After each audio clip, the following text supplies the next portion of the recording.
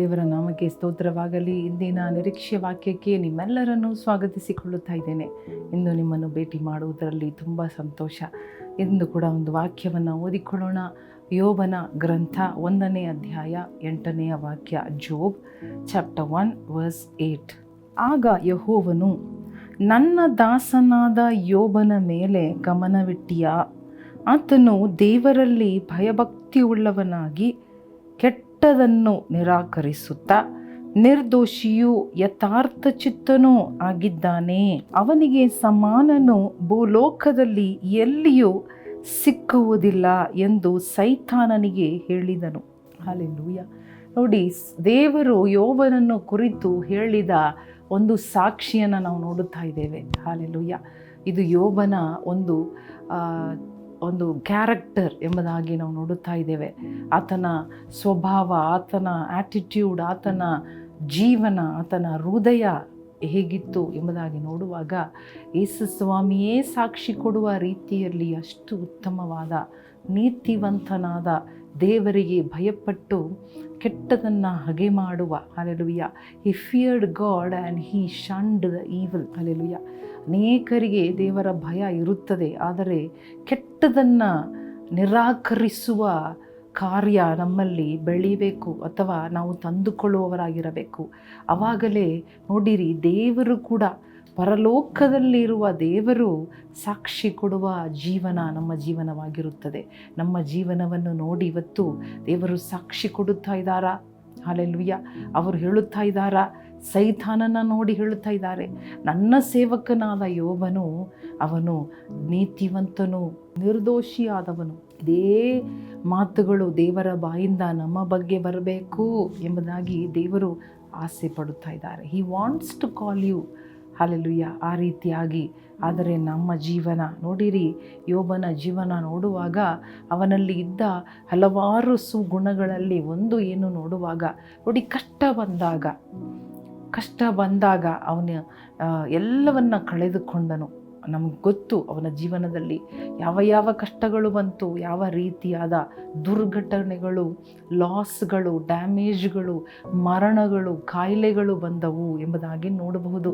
ಆದರೆ ನೋಡಿ, ಕೊನೆಯ ವಾಕ್ಯ 1ನೇ ಅಧ್ಯಾಯ 22ನೇ ವಾಕ್ಯದಲ್ಲಿ ನಾವು ನೋಡುತ್ತಾ ಇದ್ದೇವೆ, ಇವೆಲ್ಲದರಲ್ಲಿಯೂ ಯೋಬನು ಪಾಪ ಮಾಡಲಿಲ್ಲ, ದೇವರ ಮೇಲೆ ತಪ್ಪು ಹೊರಿಸಲಿಲ್ಲ. He did not blame God. ನೋಡಿ, ಇದನ್ನು ಗಮನಿಸೋಣವ. ನಮಗೆ ಇಮಿಡಿಯೇಟಾಗಿ ನಮ್ಮ ಕಣ್ಣುಗಳು ದೇವರ ಮೇಲೆ ಹೋಗುತ್ತದೆ. ದೇವರು ಯಾಕೆ ಅನುಮತಿ ನೀಡಬೇಕು? ಯಾಕೆ ನನ್ನನ್ನು ಕೈ ಬಿಟ್ಟಿದ್ದಾನೆ? ದೇವರು ಯಾಕೆ ನನ್ನ ಪ್ರಾರ್ಥನೆ ಕೇಳುತ್ತಾ ಇಲ್ಲ ಎಂಬುದಾಗಿ ನಾವು ಬಾಯಿ ತೆರೆದು ದೇವರನ್ನು ನಾವು ತಪ್ಪು ಹೊರಿಸುವುದು ಸಹಜ, ನಮ್ಮ ಮನುಷ್ಯತ್ವ. ಆದರೆ ನೋಡಿರಿ, ಅವನು ಪಾಪ ಮಾಡಲಿಲ್ಲ. With his lips he did not sin ಎಂಬುದಾಗಿ. ಹಲ್ಲೆಲೂಯಾ. ನೋಡಿರಿ, 2ನೇ ಅಧ್ಯಾಯ 10ನೇ ವಾಕ್ಯ ನೋಡ್ರಿ, ಅಲ್ಲಿ ಕೂಡ ಅವನು ಹೇಳುತ್ತಾ ಇದ್ದಾನೆ, ನೀನು ತನ್ನ ಹೆಂಡತಿಯನ್ನು ನೋಡಿ ನೀನು ಮೂರ್ಖಳ ಹಾಗೆ ಮಾತಾಡಬೇಡ. ಹಲ್ಲೆಲೂಯಾ ಎಂದು ಹೇಳಿ, ಈ ಸಂದರ್ಭದಲ್ಲಿಯೂ ಪಾಪದ ಮಾತೊಂದೂ ಅವನ ತುಟಿಗಳಿಂದ ಹೊರಡಲಿಲ್ಲ. ಓ ಹಲ್ಲೆಲೂಯಾ. ಎಂಥ ಒಂದು ನಂಬಿಕೆ, ಎಂಥ ಒಂದು ಕಮಿಟ್ಮೆಂಟ್, ಎಂಥ ಒಂದು ಕಾನ್ಸಿಕ್ರೇಷನ್ ಅವನ ಜೀವನದಲ್ಲಿ. ಏನೇ ನಡೆಯಲಿ, ಎಲ್ಲ ಕಳೆದು ಹೋದರೂ ದೇವರ ಮೇಲೆ ತಪ್ಪು ಹೊರಿಸದೆ, ತುಟಿಯಿಂದ ಪಾಪ ಮಾಡದೆ. Hallelujah. It did not sin with his lips. ಬಾಯಿ ತೆರೆದು ಬೇಡವಾದ ಮಾತುಗಳನ್ನು ಹೇಳಲಿಲ್ಲ. ಅದಕ್ಕೇ ದೇವರು ಹೇಳಿದರು ಕೊನೆಯ ಅಧ್ಯಾಯದಲ್ಲಿ, ಯೋಬನ ಸ್ನೇಹಿತರನ್ನು ನೋಡಿ ದೇವರು ಹೇಳ್ತಾ ಇದ್ದಾರೆ, ನೀವು ಎಲ್ಲ ಮಾತಾಡಿದ್ರಿ ಚೆನ್ನಾಗಿ, ಆದರೆ ನನ್ನ ಸೇವಕನಾದ ದಾಸನಾದ ಯೋಬಿನ ಹಾಗೆ ನೀವು ಮಾತನಾಡಲಿಲ್ಲ ಎಂಬುದಾಗಿ. ಅಂದರೆ ಎಷ್ಟೋ ಮಾತನಾಡ್ಬೋದು,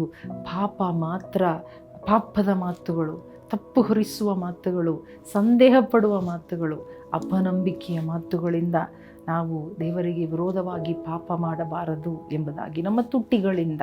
ಹಲ್ಲೆಲೂಯಾ. ನಮ್ಮ ತುಟಿಯನ್ನು ಕಾಪಾಡಿಕೊಳ್ಳಬೇಕು. ಹಲ್ಲೆಲೂಯಾ. ಯೋಬನ ಈ ಗುಣ ಏಸಪ್ಪ ನಮಗೂ ಕೊಡು ಸ್ವಾಮಿ. ಹಲ್ಲೆಲೂಯಾ. ಅವನನ್ನು ನೋಡಿ ನೀನು ಸಾಕ್ಷಿ ಹೇಳಿದಂಗೆ ನಮ್ಮನ್ನು ನೋಡಿ, ನಮ್ಮ ಜೀವನವನ್ನು ನೀನು ನೋಡಿ, ನಮ್ಮ ನೀತಿವಂತಿಕೆ ಇರಬಹುದು. ದೇವರ ಲೆಕ್ಕಕ್ಕೆ ಅದು ಬರ್ತಾ ಇದೆಯಾ? ಹಾಲೆಲುಯ್ಯ.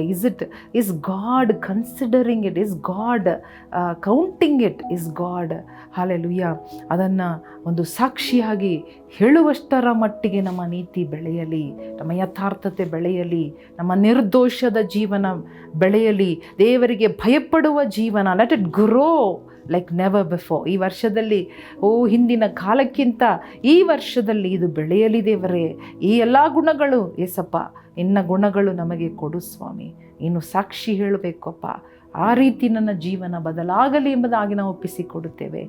ಯೇಸುವಿನ ನಾಮದಲ್ಲಿ ಬೇಡಿಕೊಳ್ಳುತ್ತೇವೆ ನಮ್ಮ ತಂದೆ, ಆಮೇಲೆ. ಪ್ರಿಯ ಸಹೋದರ ಸಹೋದರಿಯರೇ, ಯೋಬನನ್ನು ಕುರಿತು ದೇವರು ಎಷ್ಟು ದೊಡ್ಡ ಸಾಕ್ಷಿಯನ್ನು, ಎಷ್ಟು ದೊಡ್ಡ ಮಾತನ್ನು ಹೇಳಿದರು. ಅದೇ ರೀತಿಯಾಗಿ ನಿಮ್ಮನ್ನು ನನ್ನನ್ನು ಕುರಿತು ಕೂಡ ಹೇಳುವುದಕ್ಕೆ ದೇವರು ಕಾತುರದಿಂದ ಕಾಯುತ್ತಾ ಇದ್ದಾರೆ. ನಾವು ಒಪ್ಪಿಸಿಕೊಡುವಾಗ, ಪ್ರಯತ್ನ ಪಡುವಾಗ, ಹಾಲೆಲೂಯ್ಯ, ದೇವರು ಖಂಡಿತ ಆತನ ಬಾಯಿಂದ ನಮ್ಮನ್ನು ಕುರಿತು ಸಾಕ್ಷಿ ಹಾಲೆಲೂಯ್ಯ ಬರುವಂತೆ ಈ ವರ್ಷದಲ್ಲಿ ನಾವು ಹಾಲೆಲೂಯ್ಯ ಒಪ್ಪಿಸಿಕೊಡೋಣ. ದೇವರು ನಿಮ್ಮನ್ನು ಆಶೀರ್ವದಿಸಲಿ. ಆಮೇಲೆ.